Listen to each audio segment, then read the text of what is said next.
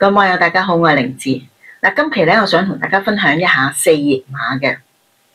咁人生字海咧，又稱為四隅、四偏、四長身或者係四驛馬。所以馬咧，通常就係代表住個動嘅狀態。火嘅長身咧喺人，金嘅長身喺巳，水嘅長身喺申，木嘅長身咧就喺亥。所以人生字亥就係金木水四個五行嘅長身地。咁四驛馬咧係以年支或者係日支就為主嘅。咁而喺其他嗰個地支見到有啲都係驛馬。驛馬喺古時咧係傳遞文件嘅機關嚟嘅。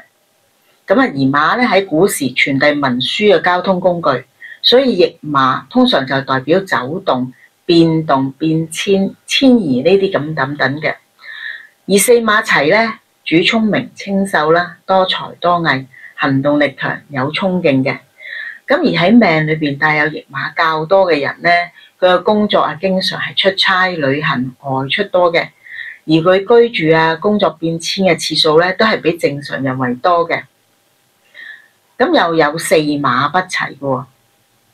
咁四馬不齊咧，就係唔同心唔同向，即係話我將四隻馬綁埋一齊嘅時候，咁呢啲咧就叫做連環馬啦。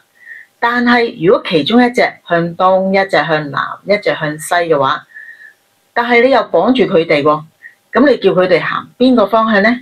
咁呢個咧就叫四馬不齊，但並唔係話佢跛咗腳，又或者係當佢哋四隻都係馬，咁四隻馬，咁因為睇到四隻馬，咁裏邊咧就並唔係人生字亥。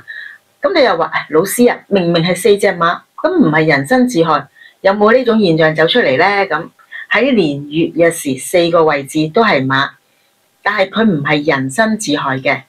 咁嗰度係四隻，年一隻，月一隻，日一隻，時一隻，咪四馬咯。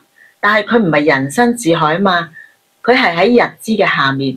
嗱，假如好似呢四隻馬咁啊，佢哋就唔係叫人生字亥噶啦，東南西北都齊嘅。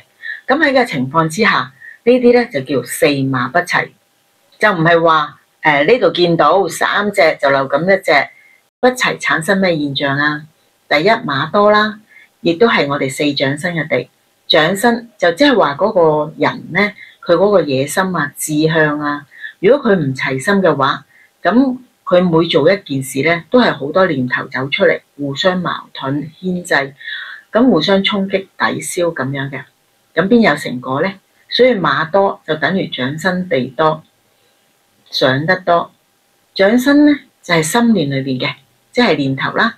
而我哋直接講到馬多咧，就係嗰個形體裏面嘅奔波唔多。